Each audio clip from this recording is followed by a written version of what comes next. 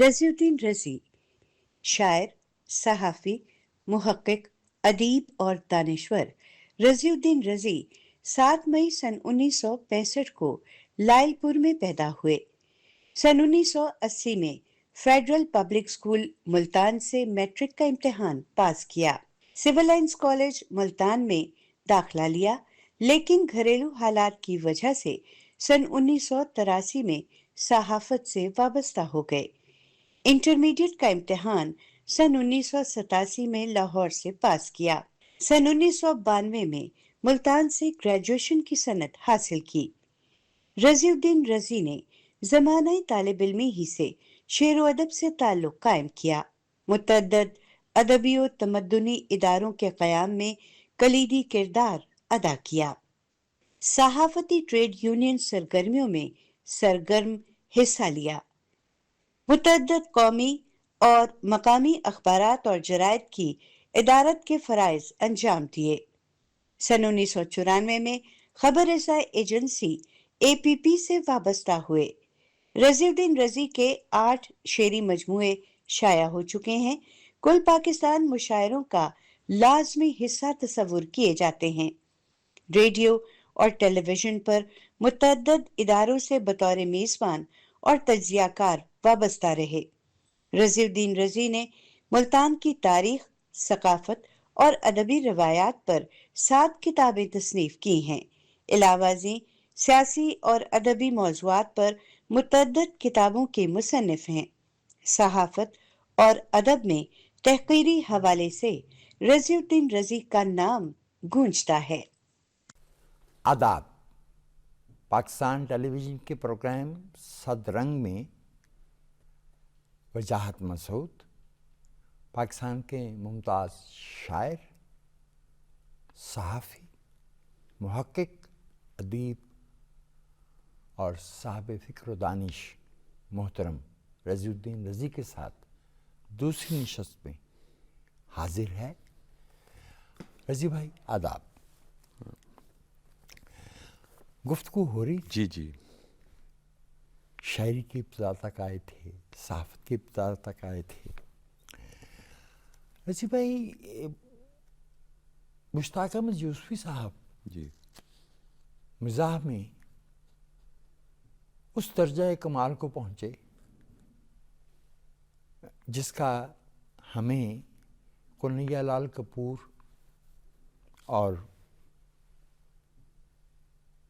मजीद लाहौरी तक अभी शायबा नहीं था। बिल्कुल सही। लेकिन आम जिंदगी में वो निहायत संजीदा और कम गो आदमी थे। बिल्कुल है। अच्छा, आपका भी मामला ये है कि आम जिंदगी में जो हज़ारों अहबाब आपसे आपकी मुलाकात है, पाकिस्तान भर में पहचान है, लेकिन पहला तासुर ये होता है कि बहुत कम गो हैं, बहुत संजीदा हैं। शेर में आप खुल के खेलते हैं। जो मज़ामीन है ये ऐसा ही नहीं कि उनमें कोई इब्तिज़ाल है या कोई बिल्कुल सही कोई फक्कड़पन है, ऐसा नहीं। लेकिन आपकी ज़ाहिरी शख्सियत और जो शेर में चुलबुलाहट है, रस है, पारफ्तगी है, ये भी दो धारे हैं। आदाब। जनाब के ईस्टर्न मशरक़ी किनारे पे जी। बैठ के आपने ये सतलुज का रंग कैसे पैदा किया? बहुत दिलचस्प सवाल है। जब हम कदीम मुल्तान को देखते रावी भी था। वाह वाह वाह वाह वाह वाह। रावी था और रावी के साथ फिर हमें अगर रावी पहले ज़ईफ़ हुआ फिर खामोश हो गया और फिर हमें जो एक और उसमें है कि मुल्तान में कई ज़बानें बोलने वाले हैं। बिजा फरमाया, बिजा फरमाया। उर्दू बोलने वाले अंदरूने शहर में रहते हैं जी। हरियाणवी बोलने वाले अंदरूने शहर में रहते हैं। बेशक। सराइकी बोलने वाले रहते हैं, पंजाबी रहते हैं, आबादकार। जी। और یہ سارے لوگ جو ہیں یہ ملتان میں رہتے ہیں، تو پھر ملتان میں وہ ان تمام زبانوں کی چاشنی اور تمام مسالک کی رواداری وہ بھی شامل وہ ہو بھی گئی، ملتان کا حصہ وہ بھی شامل ہو گئی، کیونکہ سنیوں کے اہل سنت کے تعزیے تھے، جی بالکل سبیلیں، جی اور ربیع الاول میں، محرم الحرام میں اور دیگر تہواروں پر، تمام تہواروں پر وہاں نعت، اور ملتان نعت کا مرکز، واہ واہ ملتان دوہڑے کا مرکز، سرائکی دوہڑے، سبحان اللہ سبحان اللہ پھر ملتان لوریوں کا مرکز، اور ایسی بہت ساری چیزیں جو ہمیں روایت میں ملتی ہیں، قدیم ملتانی زبان، اور اس ملتانی زبان کی اپنی مٹھاس، اور پھر ملتان کے روایتی کھانے، جی، اور طرز تعمیر طرز تعمیر، ملتان کا نیلی منفرد اینٹ، نیلی اینٹ کا استعمال، نیلی اینٹ کا استعمال اور اور وہ اس کے اس میں پھر، اسباب اور اس میں پھر فارس بھی شامل ہو جاتا ہے۔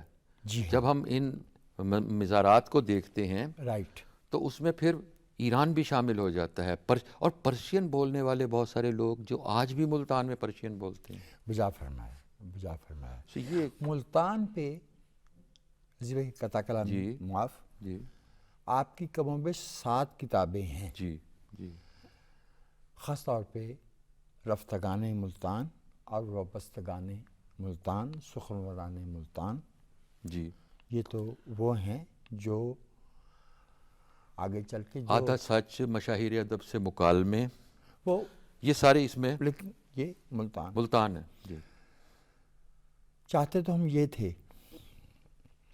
کہ ملتان میں جو رس ہے، جو خوش رنگی ہے، جو صدرنگی ہے، جی اس کا ذکر طویل کریں، مگر ہمیں تو تیرا انتظار کرنا تھا، ٹھنڈی ہوا تھی، غم تھا تیرا، ڈھل چلی تھی رات، اور بھی مسائل ہوتے۔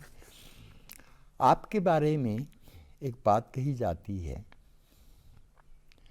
کہ آپ نیا اخبار جاری کرنے کے اور اس کی ایک شناخت بنانے کے فن میں طاق ہیں۔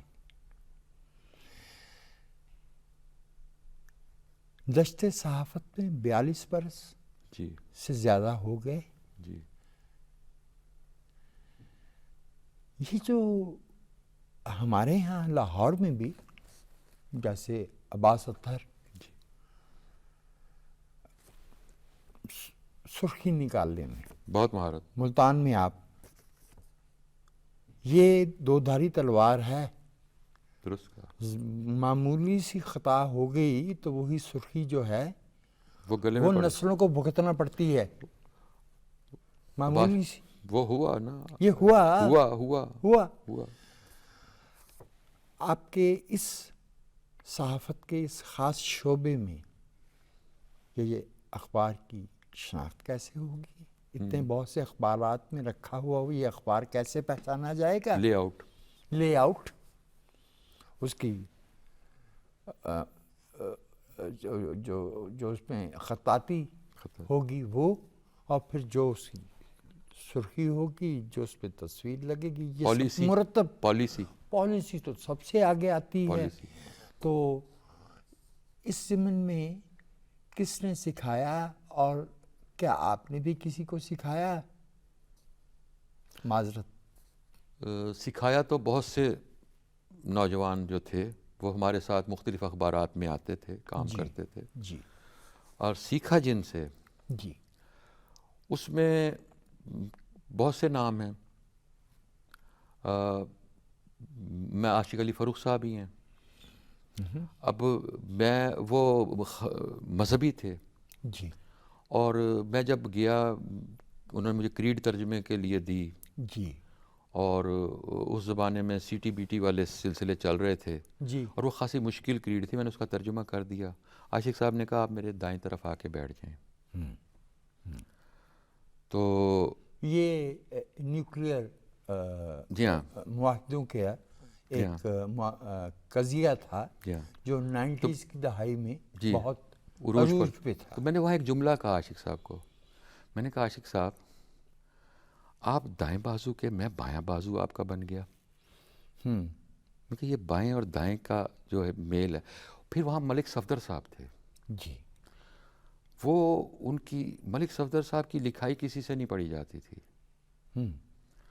وہ سب سے پہلے وہ مانیٹرنگ بھی کرتے تھے، خبر بھی کریڈ بھی بناتے تھے. وہ ایک سلپ کے اوپر 4 لائنیں لکھتے تھے اور ایک چھوٹی سی خبر بھی جو سنگل کالم خبر بھی ہوتی تھی وہ ان کی 10 صفحات پر مشتمل ہوتی تھی. اور وہ لکھتے ایسے تھے کہ وہ قلم ایسے ہاتھ میں لے کر اور وہ اس کو گھماتے جاتے تھے اور لکھنے کے بعد میں نقطے ڈالتے تھے. انہوں نے بھی بہت کچھ سکھایا. صحیح صحیح. جواہر مفتی صاحب تھے ہمارے ساتھ ہی تھے. وہاں نصیر رانا صاحب ہوتے تھے، عبد القادر یوسفی، یہ سارے میں نے ان کا کچھ کا ذکر کیا پہلے بھی.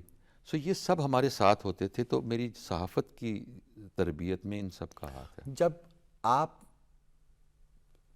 سکھانے کے مرتبے کو پہنچے تو کیا قدریں کچھ بدل گئی تھیں؟ جی قدریں بدل گئی تھیں. اس میں یوں تھا کہ ہم نے جو تربیت لی ہم نے سوچا کہ اسے آگے منتقل کیا جائے. جی. مثال کے طور پر شاعری میں میں کسی کی حوصلہ شکنی نہیں کرتا.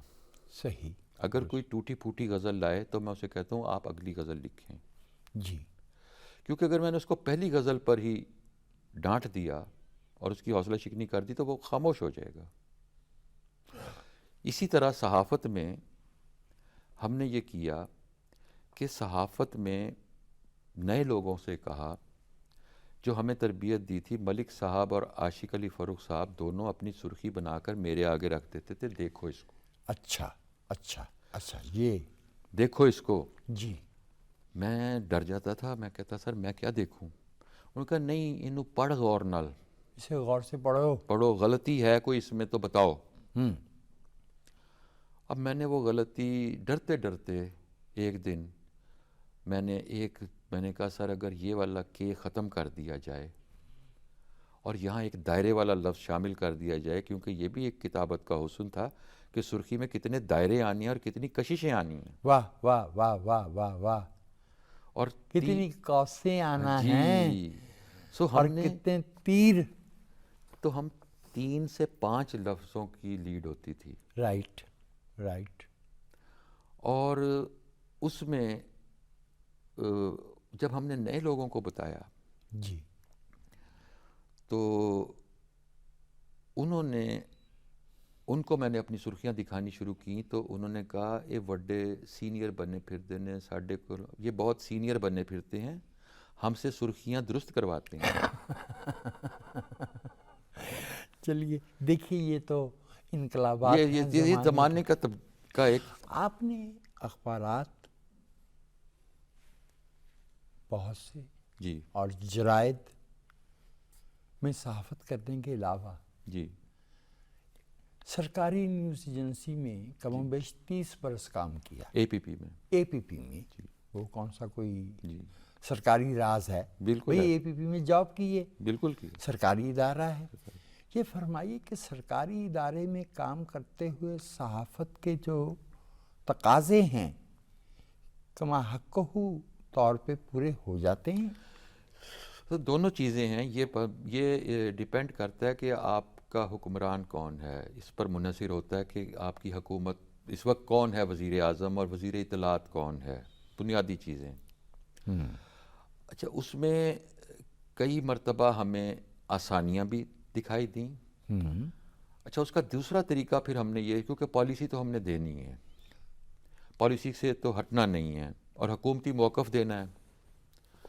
اور حکومتی موقف جو بھی ہو، وزیر اعظم اور وزیر خارجہ کی خبر جو ہوتی ہے وہ اے پی پی کی زیادہ مستند سمجھی جاتی ہے. درست فرمایا درست فرمایا. کیونکہ وہ اس میں پھر ہمیں یہ ہوتا تھا کہ ہم کوئی راستہ نکالتے تھے کہ ہم نے اے پی پی کے فورم پر بیٹھ کر پھر ہم نے کہا کہ ہم کچھ عوامی مسائل سامنے لائیں. اس پر تو کوئی پابندی نہیں ہے. ہاں ٹھیک. کیونکہ اس پر ہم نے کسی کے بارے میں بات نہیں کرنی. سو ہم عوامی اور مسائل، ہمارا فرض ہے. ہمارا فرض ہے.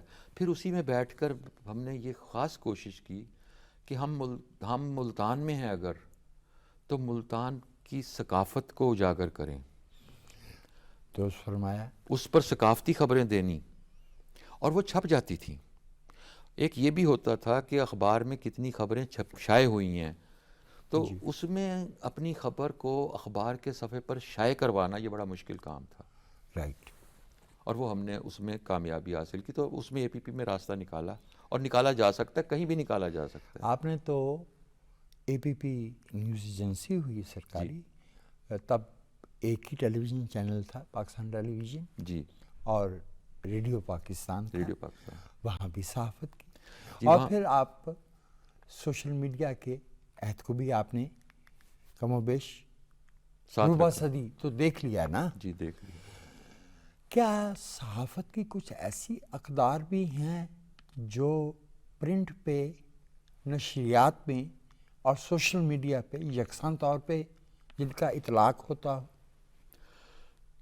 دیکھیں، کچھ اقدار ایسی ہیں اور ہونی چاہیے جو ختم ہو گئیں. پلیز.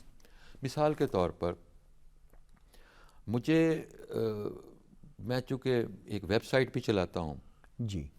تو مجھے ہر لمحہ ہوتا ہے کہ میں خبر دیکھوں کہ خبر کون سی آئی ہے. اب ہمارے ہاں جب ڈیجیٹل میڈیا آیا، پرنٹ میڈیا کا ایک فائدہ تھا کہ پرنٹ میڈیا دستاویز تھا، درست فرمایا. اسے شعوری طور پر ختم کیا گیا، بے توقیر کیا گیا. بے توقیر کیا گیا، ختم بھی کیا گیا، کیونکہ لوگ تراشا نکال کے لے آتے تھے. آپ نے تو یہ کہا تھا. لیکن اب نئے زمانے میں، خاص طور پر جب ہم آرٹیفیشل انٹیلیجنس میں آتے ہیں، تو ہمیں اب بہت سے مسائل، اب مجھے خود کئی مرتبہ مجھے لوگوں نے مختلف چینلز کے ٹکر بنا کر سوشل میڈیا پر ڈالنے شروع کر دیتے ہیں. فیک، جعلی. اصل میں ہمیں اس سے بچنے کی اور اس کے بارے میں اچھا، پیمرا نے جو قوانین متعارف کروائے، جی، اس پر میں اس اجلاس میں شامل تھا جو پی ایف یو جے کا اجلاس تھا اسلام آباد میں. جی. اس میں ہم نے ملتان کی نمائندگی کی. ہم وہاں گئے اور ملتان یونین آف جرنلسٹ کے وفد کے ساتھ میں وہاں گیا. وہاں جو بنیادی بات جنہوں نے گفتگو کی، تمام نامور لوگ تھے. جی. انہوں نے کہا کہ اب صحافی کی ذمہ داری بڑھ گئی ہے، اور صحافی کو کراس چیک ضرور کرنا چاہیے، ایگزیکٹلی. اور ورشن ضرور لینا چاہیے. ہمیں جو تربیت دی گئی تھی کہ ہمیں ورشن ضرور لینا ہے، موقف فری کین کا. فریقین کا. Right. ایک اچھا، دوسرا فریق اگر ورشن نہیں دے رہا، وہ بھی اطلاع دینی چاہیے، وہ بھی اطلاع دینی چاہیے کہ رابطہ کیا بھائی، انہوں نے نہیں جواب دیا. یہ چیزیں ختم ہوئیں. اور بہت ساری مثال کے طور پر آپ انٹرنیشنل میڈیا دیکھتے ہیں، عالمی. جی. اس میں آپ جب خبر نامہ دیکھ رہے ہوتے ہیں ان کا، آپ کو الجھن نہیں ہوتی، بڑی تفصیل سے خبر دکھا رہے ہوتے ہیں. ہمارے ہاں آنکھیں تھک جاتی ہیں، اب اتنے تیزی کے ساتھ چیزیں چل رہی ہوتی ہیں کہ ہمارے ہاں الجھن ہونے لگ جاتی ہے. دو لائنوں کی خبر دیں گے، پھر تفصیل سے اب بھی ہمیں کہیں سے اگر کوئی خبر کی تصدیق چاہیے ہوتی ہے کہ یار یہ خبر درست ہے یا نہیں، تو دو ادارے باقی ہیں میرے لیے. فرمائیے. ایک اے پی پی، رائٹ. ایک پی ٹی وی. رائٹ. یعنی اتنا پتہ ہے کہ اگر پی ٹی وی پر آ گئی ہے تو درست ہوگی. درست، صحیح، وجہ ہاں، فرمایا. حکومتی پالیسیاں ہو سکتی ہیں، خبر روکی جا سکتی ہے، لیکن اگر آئی ہے تو جو پھر نشر مستحب. ہوئی ہے وہ درست ہے.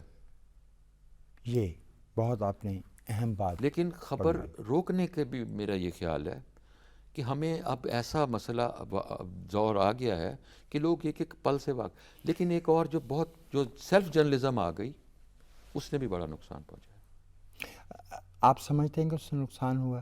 جی. لیکن کیا شہری کی جو انفارمیشن تک رسائی ہے اور انفارمیشن کی طاقت کو استعمال کرنا ہے، کیا یہ شہریوں کی امپاورمنٹ میں مددگار نہیں ہے؟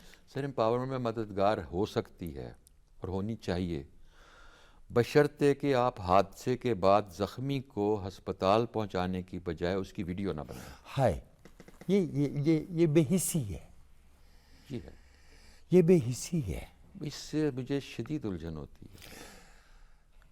ایک ایسا مسئلہ یہ ہے کہ اب آپ کے حوالے ایسے ہیں کہ I have to frog jump جی جی بٹوین جرنلزم اینڈ لٹریچر۔ جی جی شعر میں اور خبر میں ایک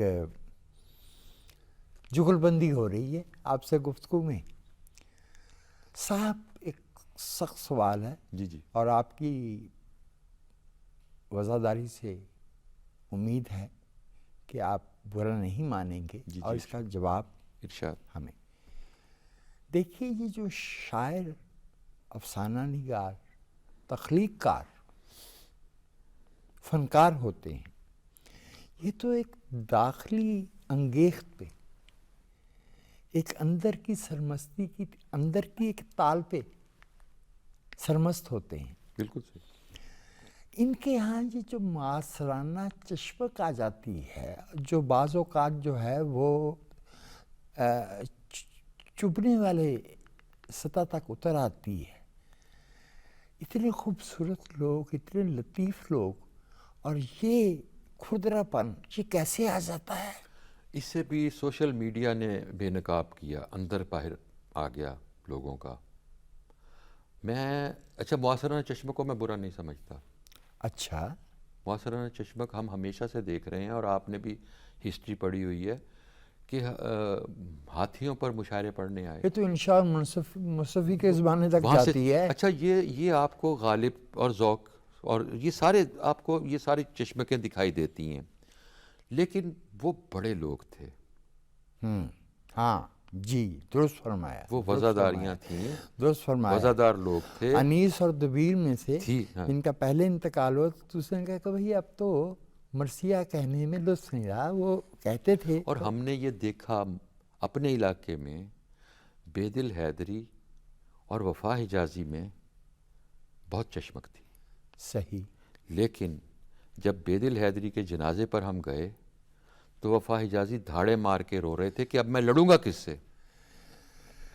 2006 میں قاسمی صاحب کا، احمد ندیم قاسمی صاحب کا انتقال ہوا تو جنازے میں شرکت کے لیے وزیر آغا، جی اگرچہ وہ بہت ضعیف تھے لیکن تشریف لائے۔ جی جی۔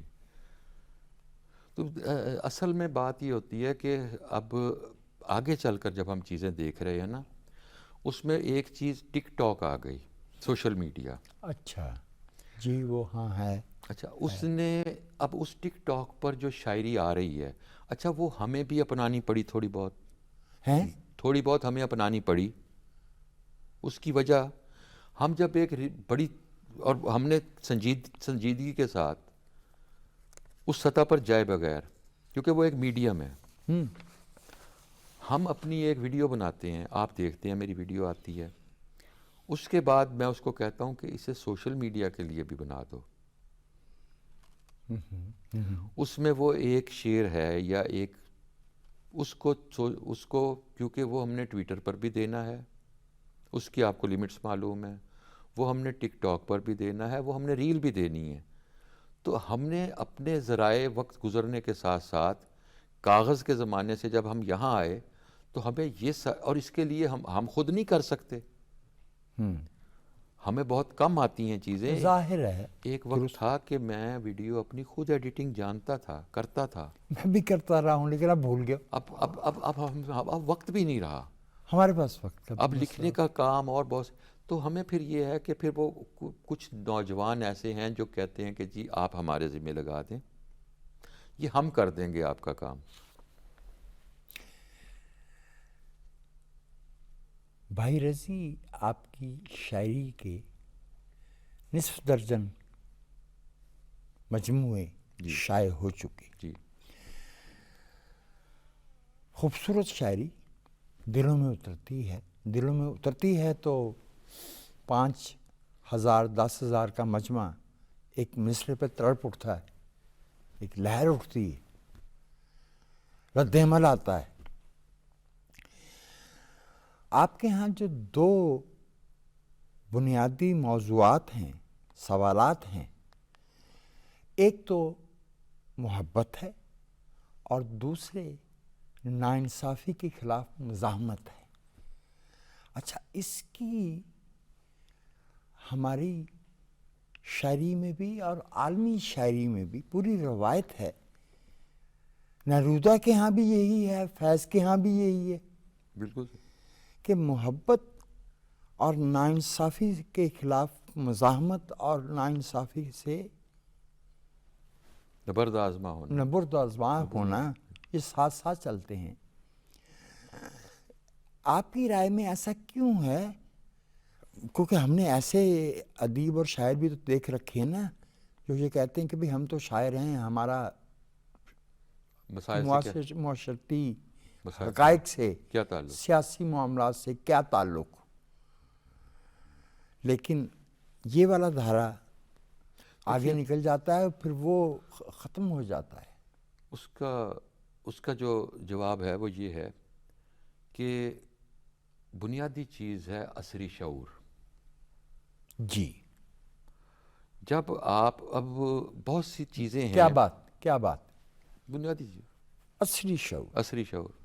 اچھا, جس زمانے میں آپ رہ رہے ہیں وہ زمانہ اگر آپ کی شاعری میں نہیں آئے گا, اس زمانے کے مسائل نہیں آئیں گے, اس زمانے کے دکھ نہیں آئیں گے, اس زمانے کی پابندیاں نہیں آئیں گی, تو محبت کی بات تو ٹھیک ہے, محبت تو سب کا یکساں جذبہ ہے اور وجودی سوال ہے, ذاتی بات ہے بھائی. وہ سب کا اور وہ محبت کی شاعری تو ٹریول کرتی ہے. لیکن جب آپ مزاحمت کر رہے ہیں اور مزاحمتی بات کر رہے ہیں اور آپ وہ بات کر رہے ہیں جو دوسرے کر نہیں سکتے لیکن ان کے دل میں موجود ہے, صحیح, تو یہ پھر دل سے دل تک کا سفر جب ہوتا ہے نا تو وہ شعر کو کہیں سے کہیں پہنچا دیتا ہے. بجا فرمایا. پاکستان ٹیلی ویژن کے پروگرام صدرنگ میں ہماری دوسری نشست جاری ہے شاعر, صحافی, محقق, ادیب اور صاحب دانش محترم رضی الدین رضی کے ساتھ. ایک وقفے کے بعد دوبارہ آپ کی خدمت میں حاضر ہوتے ہیں.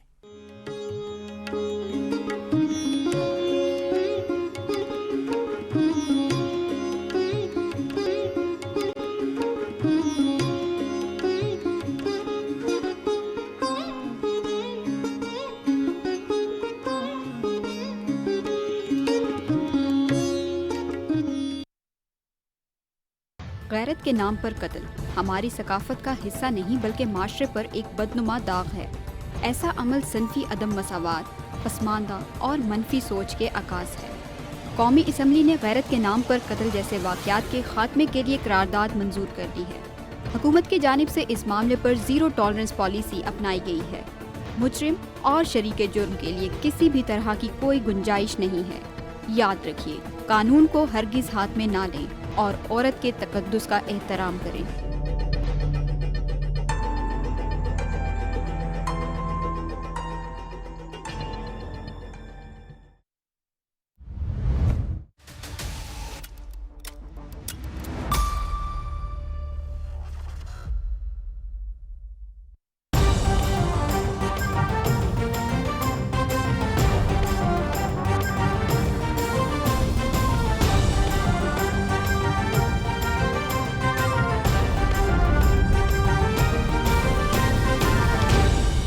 درست, ہر وقت, بر وقت.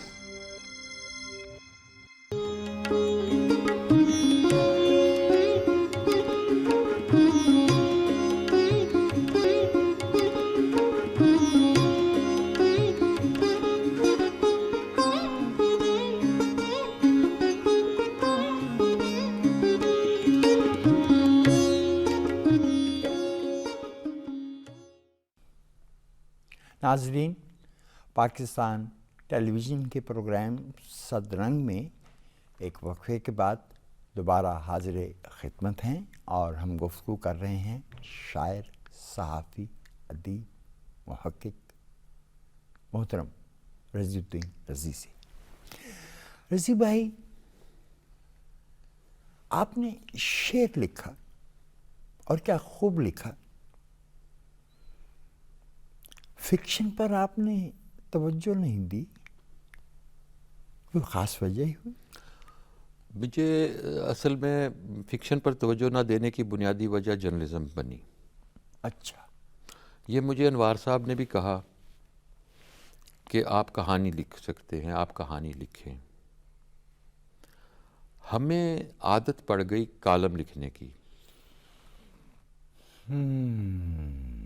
اور ہمیں 1000 لفظ جب ہو جائیں جی تو بات ہو گئی۔ تو بات پھر پنچ لائن لکھنی ہے، ختم کرنی ہے۔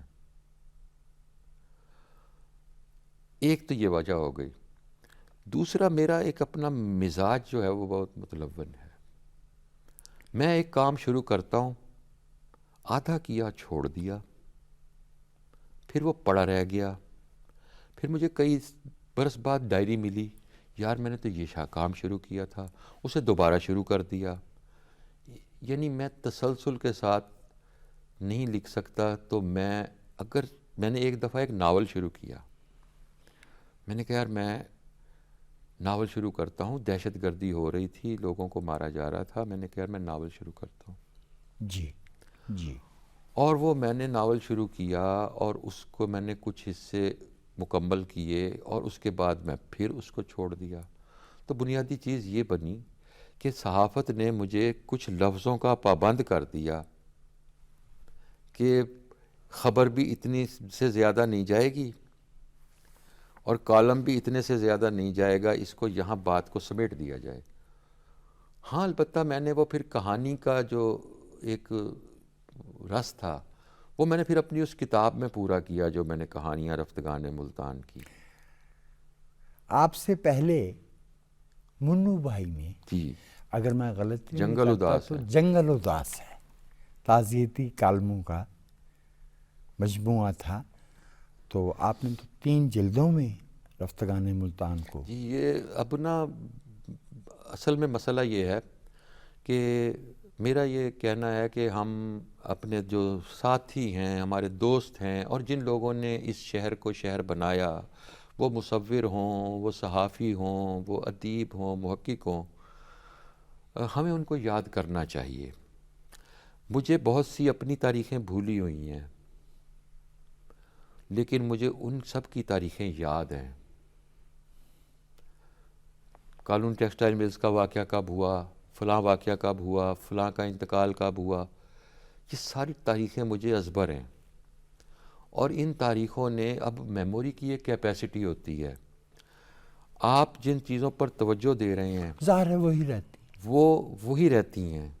سو میری 95، 96، 90، 92 کی بہت ساری چیزیں، کچھ تو مجھے بہت اچھی طرح یاد ہیں، اور کچھ میں نے اپنے چونکہ لکھا بہت، تو میں جب اپنا کوئی کالم پرانا پڑھتا ہوں کو میموری فریش کرنے کے لیے، تو میں اپنا پرانا کالم پڑھتا ہوں اور اس میں دیکھتا ہوں کہ میں نے اس میں لکھا ہے کہ وہاں مشفق خواجہ بھی موجود تھے، وہاں تو شہرت بخاری بھی موجود تھے، اور اس محفل میں فلاں بھی تھا۔ تو پھر مجھے یاد آتا ہے کہ ہاں ہوگا بھائی، میں نے ہی لکھا ہے تو ہوگا۔ تو اس میں ایک چیز ہے کہ خط بہت بڑا ذریعہ ہوتے تھے چیزوں کو محفوظ کرنے۔ مکتوب نگاری۔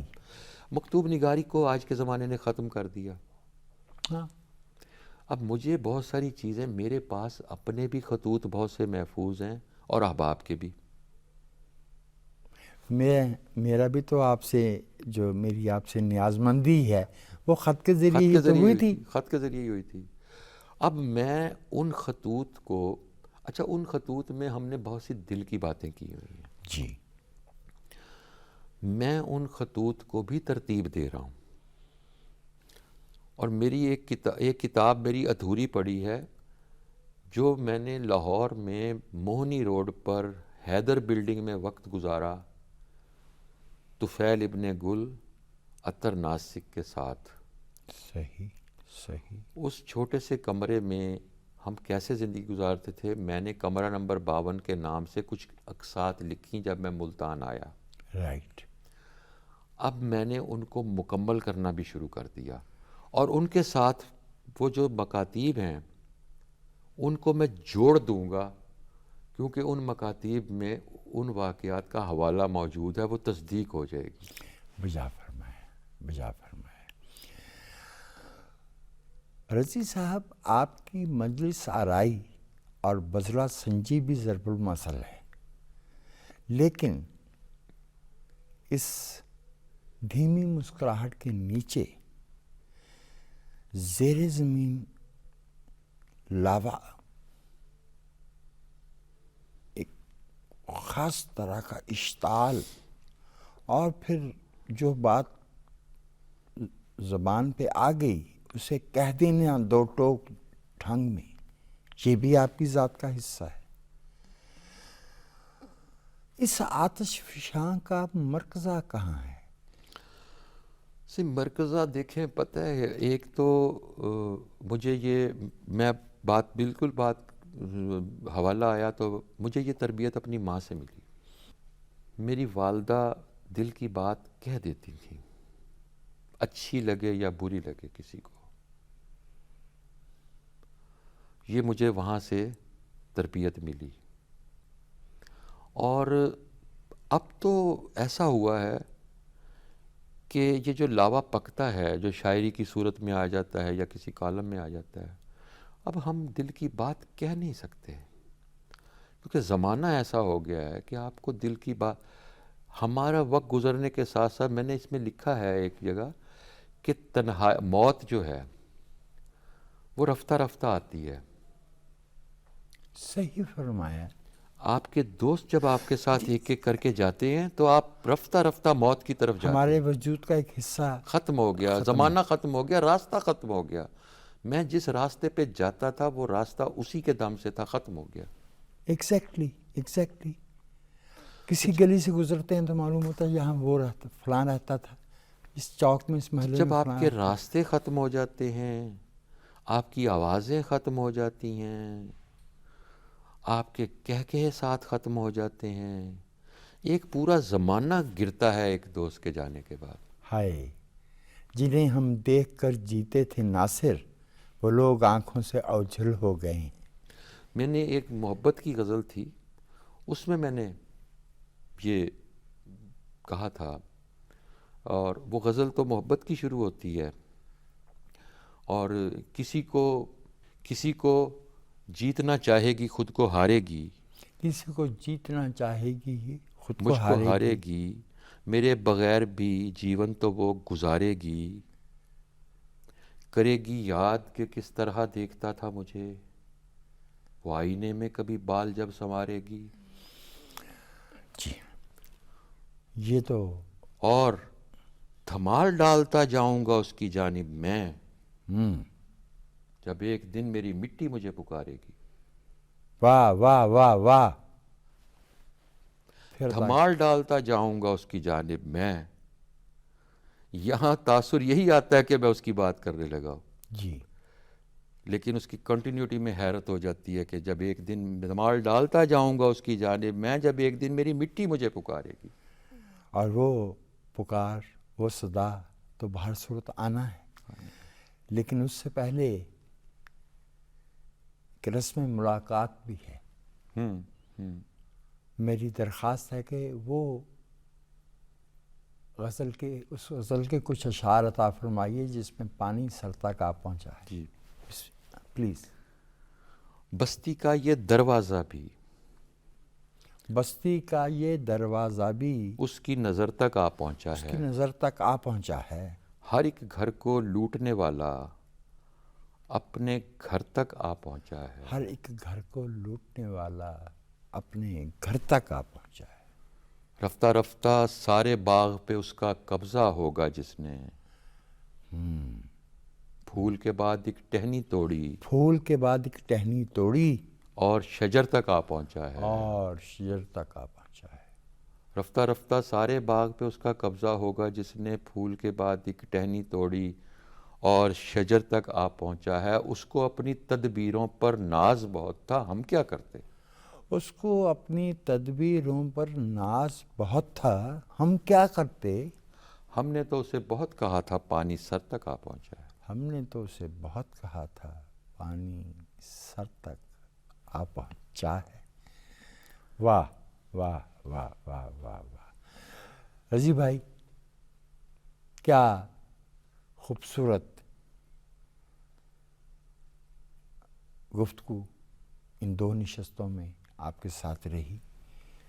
آپ سے صحافت پہ، شعر و ادب پہ، تمدن پہ، تہذیب پہ، اور سب سے بڑھ کے آپ کے محبوب شہر ملتان کے کچھ رنگ بھی ہم نے دیکھ لیے.